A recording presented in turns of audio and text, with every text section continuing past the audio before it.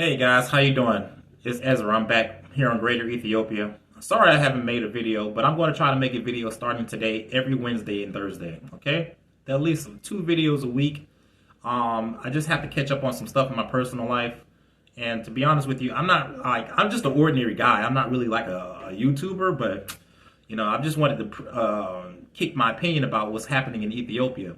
Another thing, a reason why I slow down is because if you guys go back to my original videos and see my first videos, my first YouTube videos, I was very enthusiastic about living in Ethiopia. I was like asking, hey man, we people who live in Ethiopia, all the diaspora, everybody together, you go back and watch my first video. I said, how can we make Ethiopia a better place?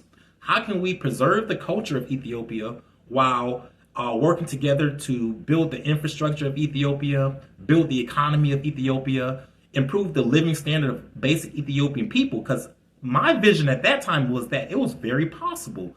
But unfortunately, things sort of went south from there. It sort of went the opposite direction in which I was hoping to see Ethiopia go.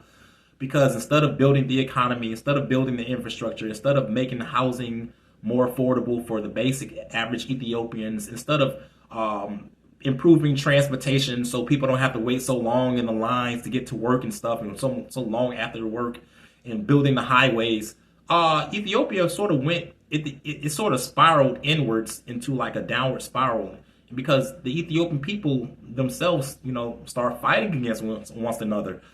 I had no idea that it was going to be Ethiopians fighting against each other, because when I was in Ethiopia in 2018 and 19, leading up to the war, the biggest thing that everybody was talking about was the dam, right?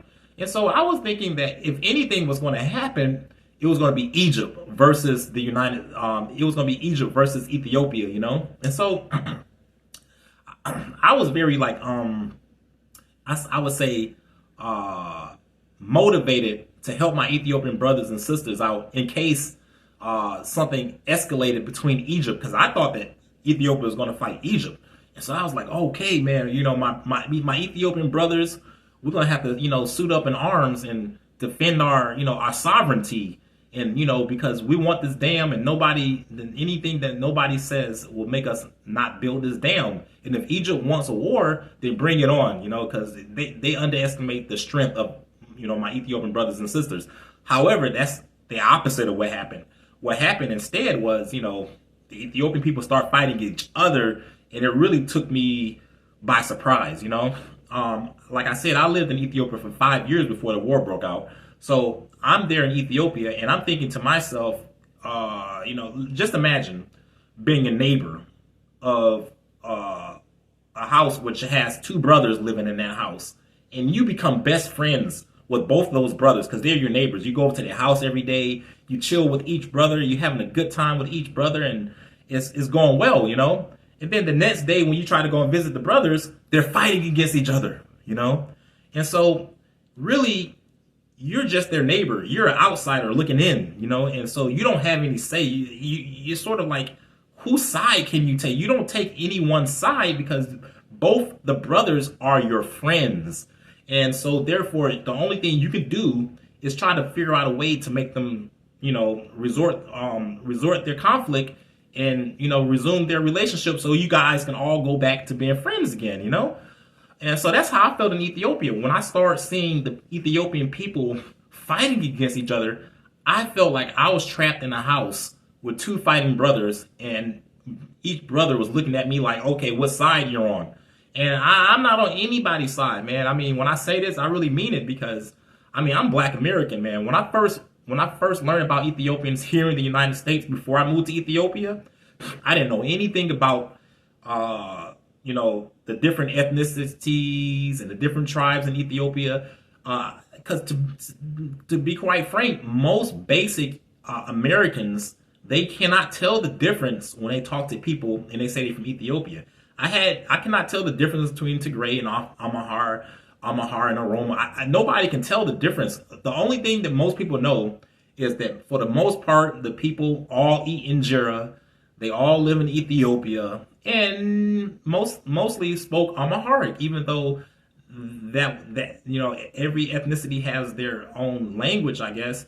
But for the most part, we Americans, we cannot tell the difference between Ethiopians. So I lived in Ethiopia for 5 years, and honestly, until I realized how deep it goes with the ethnic conflict which is happening in Ethiopia. Up until the war, I had no idea. You know, I was living there for 5 years. I'm telling you, and up until the fifth year, I did not even know, man, like the differences in the tribes. That just lets you know how how detached I was from the actual situation at hand. You know, I did not know. And that's just something that I had to learn, because here in the United States, we deal with racism with Caucasians, with white people. You know, black Americans are always going back at it with Caucasians, with white people, back and forth here in the United States, you know. And so I assumed that all black people were the same people. And I learned in the hard way that it's not necessarily true. And unfortunately, I even have a feeling that Pan-Africanism itself, like the whole thing is all Africa is the same. Now I learned that all Africa is not the same. Even not only is not all Africa the same, but every country within the continent of Africa has different tribes. And these tribes are fighting against each other for power and fighting against each other for resources. And so it pretty much took me by surprise when I learned that the Ethiopian people Ethiopia is not what you call monolithic society. It has so many different people, so many different visions, and so many different cultures and languages, you know. And so when I was in Ethiopia, and before the war broke out, I was assuming that Ethiopia would fight against Egypt, because the big thing everybody was talking about was the dam. Remember 2018 and 2019?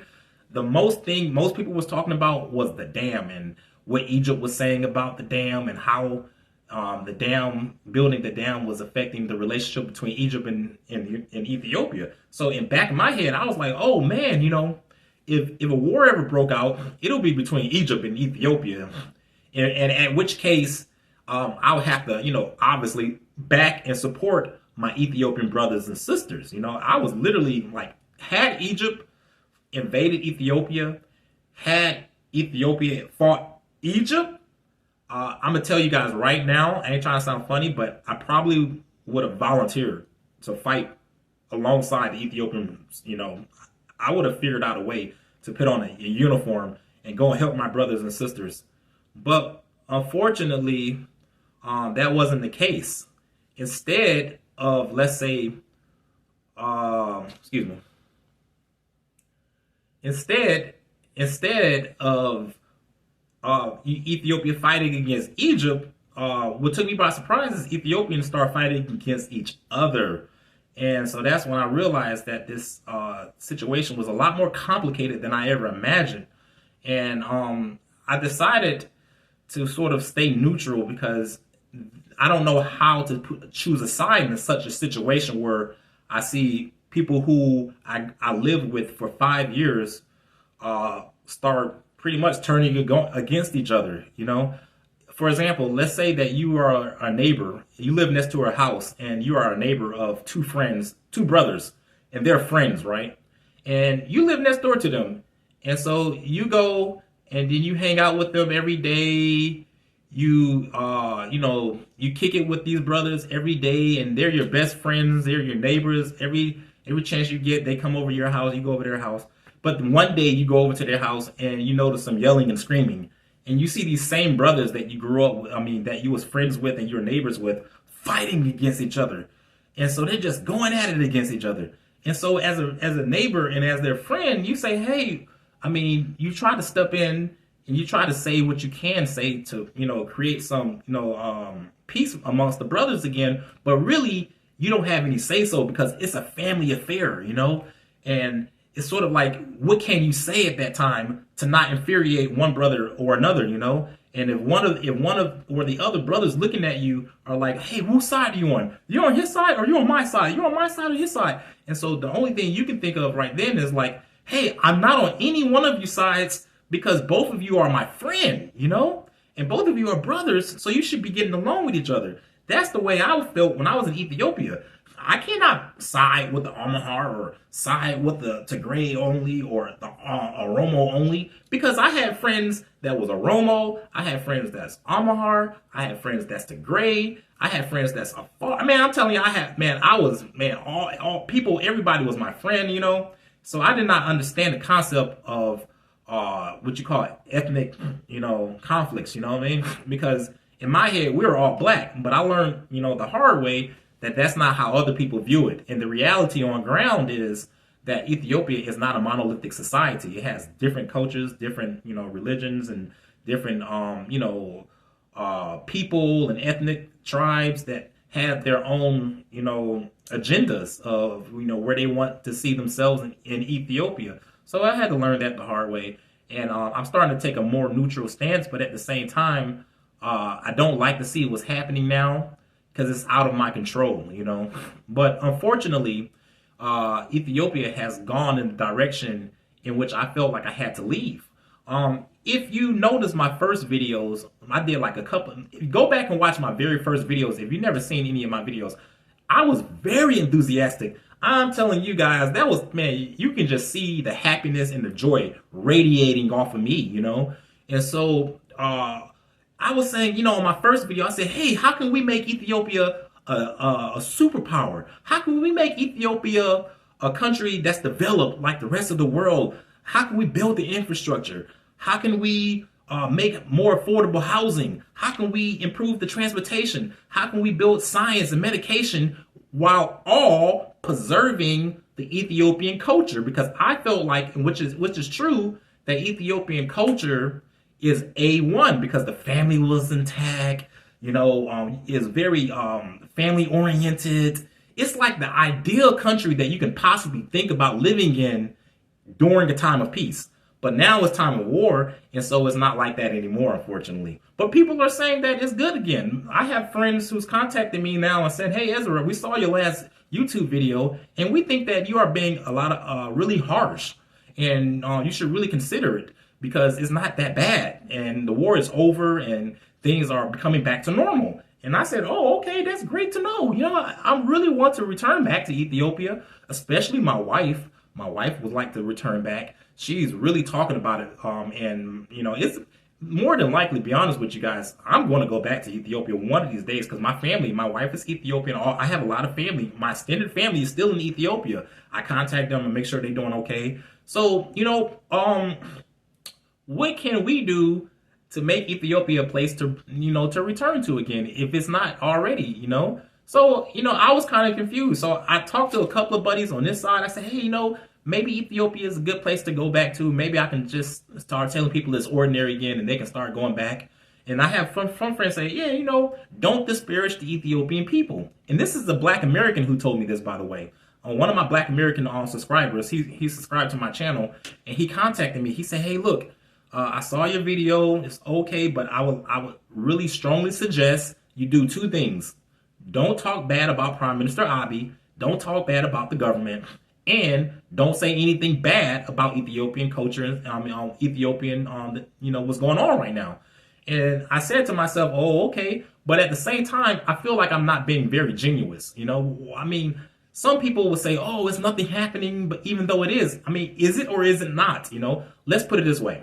If I can make this video viral right now, and I told everybody they can either go to Ethiopia or not go to Ethiopia, which one should I say? You know, I don't know what to say because I did have one YouTuber, he subscribed to my channel like in the 2020, right when the war kicked off, he came to Ethiopia because he saw my channel. And he said, hey, I wanted to come and visit. And he came. I told him, come on. Man, let me tell you guys the reality of what happened with this guy. He stayed for like 3 weeks. And then he contacted me through a third source. And then they said, hey, Ezra. I was like, yeah. You know, let's call his name John. John, he's very pissed off at you. I said, why? He said, why didn't you tell him that it was a war in Ethiopia? Why didn't you make it seem like everything was all good? He came here and he said that he wasn't even allowed to leave Addis Ababa, and he was really pissed off. He said that you're full of the S word. You know, you're full.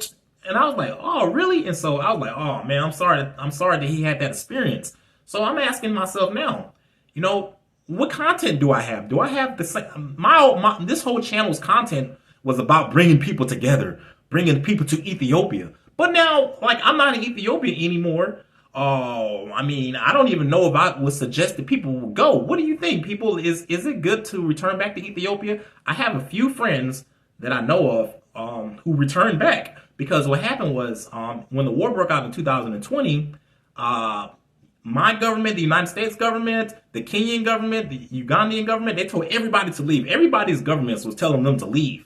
But I stayed literally for 2 years after the war broke out because I had my wife. I can't leave my wife and my newborn baby behind. So I literally stayed in Ethiopia during the war. And I saw all the stuff that I didn't want to see, you know. I was a teacher at the time, and the school that I was teaching in, right across the street, it was like a government building that was used for a recreational facility where kids go and play pool.